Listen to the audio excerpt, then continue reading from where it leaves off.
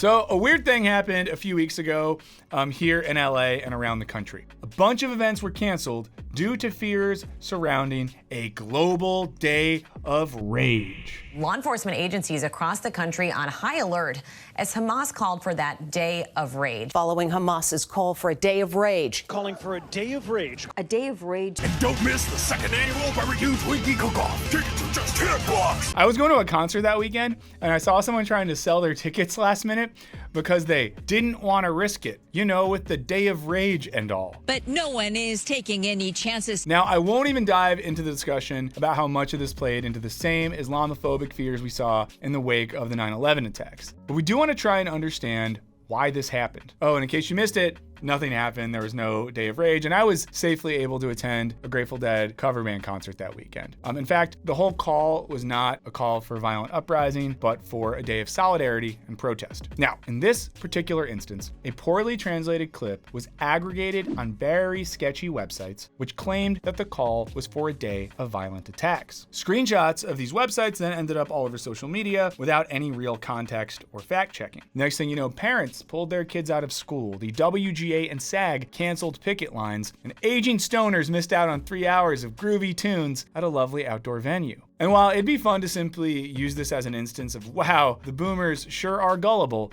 it's far from an isolated incident. In the month of Israeli military action in Gaza following the Hamas attacks, things have gotten so bad that the BBC and other news organizations have had to ramp up their fact-checking, with BBC's Verify department going into overdrive to keep up with the onslaught of misleading videos and images. According to Verify editor Cheyenne Saradizadeh, the motive behind much of this false information is simply farming engagement. That's when individuals use horrific real-world events as a fun excuse to post things that make people so upset that it leads to offline fear and violence. There are people who are trying to post videos that are unrelated to the conflict, that are from past conflicts, that are from the Ukraine war, from the war in Syria, from even video games, and try to get engagement. Some have even used video game footage as proof of various military operations. Guys, I could go on for an hour or so about the vicious hellscape we've created by giving so much of our humanity over to profit-driven digital spaces, but my doctor told me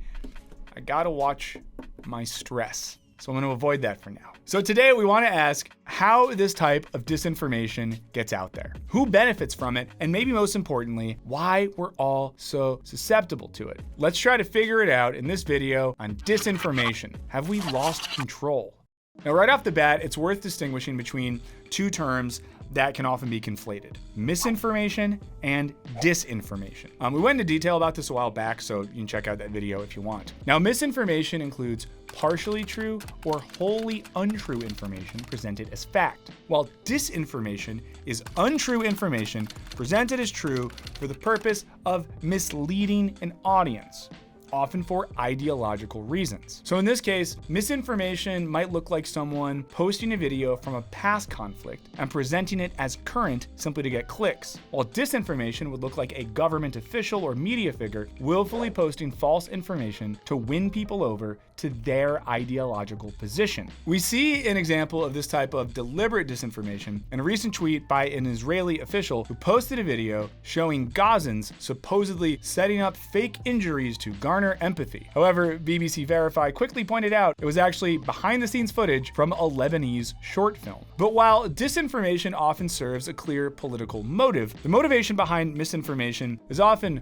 much more unclear, if just plain dumb. For example, when Saradizadeh was asked about the amount of misinformation posted on X, he noted that verified accounts served on the For You feed are flooding timelines with fake information. He added that if you are a paying user and you're not necessarily concerned about facts, you now have an incentive to post something from 5 years ago that's shocking. That post might get 5 million views and you might get paid for it. That's a real problem. Now, this is in stark contrast to how X, formerly known as Twitter, functioned over the past decade, when it used to be a place where folks could go for accurate, on-the-ground reporting. Once offered a space for activists and those without access to media context to share what was going on in a variety of situations. And we saw this in everything from the Arab Spring to protest movements in the wake of the murders of Michael Brown, Freddie Gray, Breonna Taylor, and George Floyd to the early days of the pandemic. The thing that made us largely trust this information was a verification system that let us know when information was coming from reputable writers, journalists, and media companies. And to be clear, this isn't to say that all this information was perfect, but it felt like a slightly more tenable situation. But as Sara Diazadeh emphasized earlier, under the Musk era, things changed. The verified badge went from a system for confirming the identities of journalists and public figures to a cash grab that allows users to purchase legitimacy and thus monetize their posts. In case you notice, Wisecrack's account isn't verified because we're not friggin' paying for that, okay? We're not paying for it. You should be paying us for those fire tweets that I shoot off sometimes on the weekend when I'm in the bathroom and I'm like, oh yeah, I got the Wisecrack account on here too. Let's get some engagement. And now it literally pays to spread digital lies about deadly global conflicts. Yay. Yeah, we did it. We did it, guys. The internet is good now. It's also worth noting that Musk posted blatant misinformation to his 150 million followers in the days after the October 7th attacks, according to reports by both Wired and the Washington Post. This included encouraging his followers to get updates from two verified accounts that both have a long history of sharing false information. And we can't not mention that this is after he spent months diminishing the platform's ability to moderate misinformation and hate speech. But surely we're all so media savvy at this point that we can separate the digital wheat from the digital chaff and just keep it moving. I mean, who among us would seriously uncritically consume this sort of stuff at such a rate that it shapes our perspectives on significant global events and fuels our real-world responses? Well, a lot of us, it seems. And this problem, of course, isn't unique to Musk's platform. As journalist Max Fisher writes in The Chaos Machine, similar instances of mis- and disinformation on Facebook, WhatsApp, and other platforms have fueled actual genocides. Real quick, in case you zoned out there, what I just said is that post on the website started by dudes that just wanted to objectify undergraduate women have facilitated acts of large-scale ethnic cleansing. I'm developing an algorithm to define the connection between Jewish guys and Asian girls. I don't think it's that complicated. They're hot, they're smart, they're not Jewish, and they can't dance. According to Fisher's report in the New York Times, in 2017, hate speech on Facebook contributed to ethnic cleansing against Myanmar's Rohingya minority. In Sri Lanka, the government had to shut social media down due to anti-Muslim mobs and lynchings. More recently, according to a lengthy report from the OECD, Russia has used digital disinformation as one of its main strategies in its war on Ukraine. While it would be nice to just blame all this on insecure tech guys purchasing friends and influence on the internet, this phenomenon has been around way longer than social media. Sociologists and psychologists call it de-individuation. According to an early definition, de-individuation can be described as a situation in which individuals act in groups and do not see themselves as individuals. Now, in more common parlance, it's the mob mentality that emerges when we lose ourselves in part of a worked up crowd, like a bunch of Swifties throwing stuff at Taylor, and she's like, guys, don't do that. That scares me. It's a real thing that happened at her show in Argentina that I for some reason knew that fact about Taylor Swift. So Swifties, if you watch the channel, I'm here for you. Send me a bracelet. Yeah, I want a Swiftie to send me a bracelet. I'll wear it on the thing. It's like how a normal, mild-mannered resident of Philadelphia will all of a sudden become an agent of chaos in the streets of South Philly when the Eagles win a Super Bowl. Now, Fisher writes about this phenomenon relative to social media, quoting a paper by William Brady and Molly Crockett, which argues that one of the effects of social media is that we don't just become more tribal, we lose our sense of self. It's an environment, they wrote, ripe for the psychological state of de-individuation. This means that when we're furiously scrolling and clicking through our poisonous social platform of choice, we slowly lose our selfhood and get caught up in the chaotic flows of opinions, content, information, and advertising. It's like the line from the Radiohead song, Karma Please.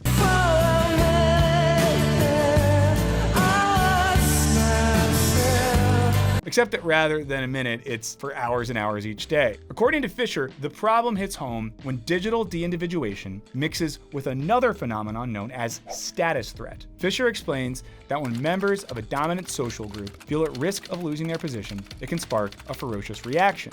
They grow nostalgic for a past, real or imagined, when they felt secure in their dominance. And they grow obsessed with playing up minorities as dangerous, manifesting stories and rumors to confirm the belief. We've seen this happen when concerned Americans posted false images of migrant caravans that led an anxious populace to worry that this posed another threat to their already eroding cultural identity. Now, the basic equation here is that status threat plus dis and misinformation equals mass de-individuation. I'll say it again.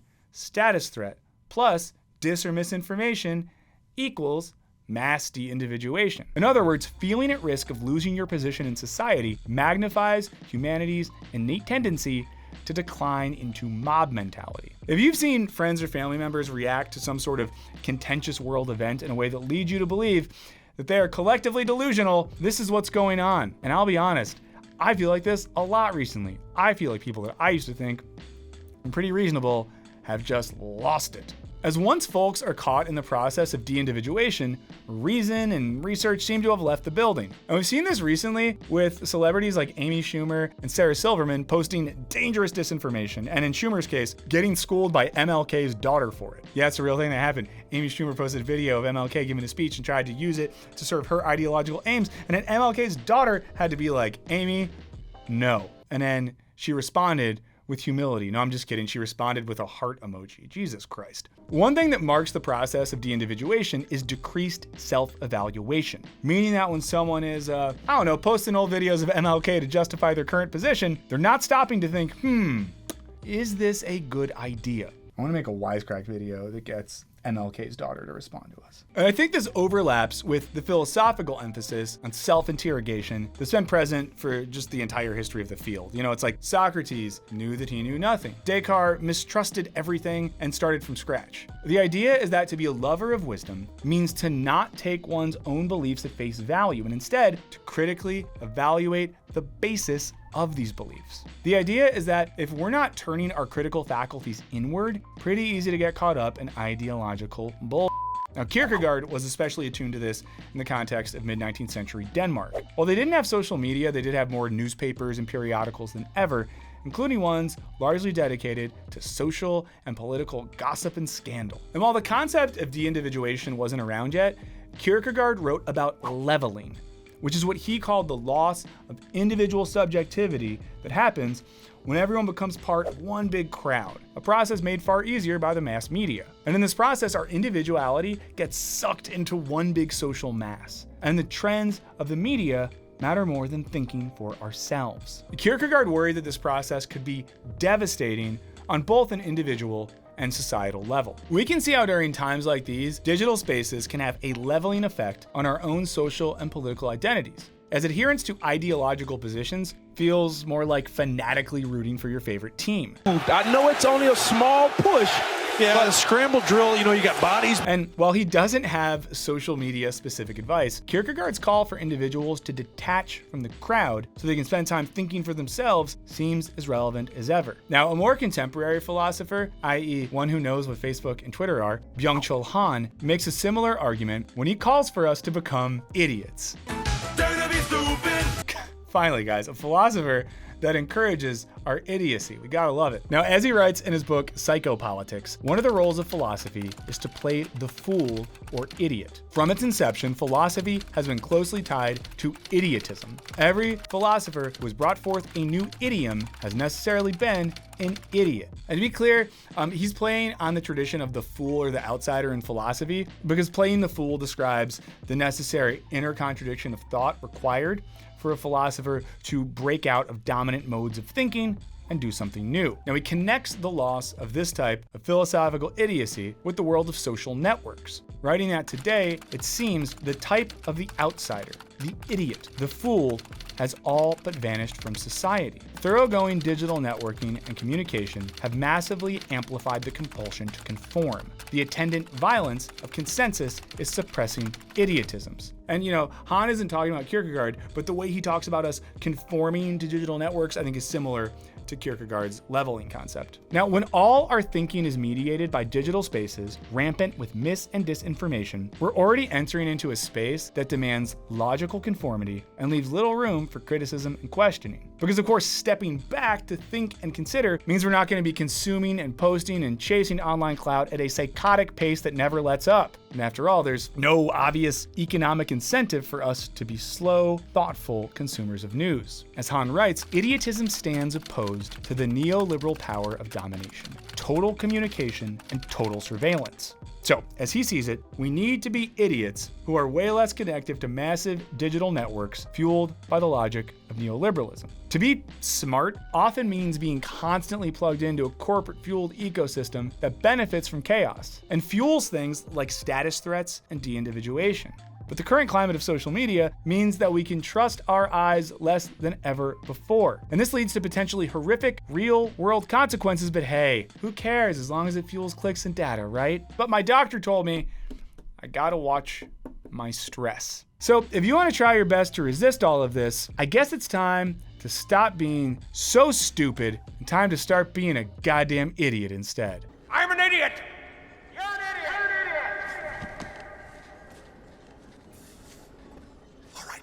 Hey, what do you guys think? Is it increasingly impossible to glean what's happening in the world from social media? Are we beyond the point of being able to trust anything we see? And is the solution to embrace a philosophical idiocy? Let me know what you think in the comments. Huge thanks to everyone for watching, for engaging. You know, let's have some fun in the comments. Let's have fun. Let's not be mean, but let's have fun. And thanks for clicking stuff, liking things, subscribing. It really helps us. A huge thanks to our patrons who give us a little bit of money. They get some perks in return, and it helps us be way less dependent on algorithms and ads and all the stuff that fuels this sort of crap. So we really appreciate that. If you're interested, there's a link in the description. In the meantime, go forth, idiots. Let's be idiots together, you know, for once. Why not? I'll see you next time.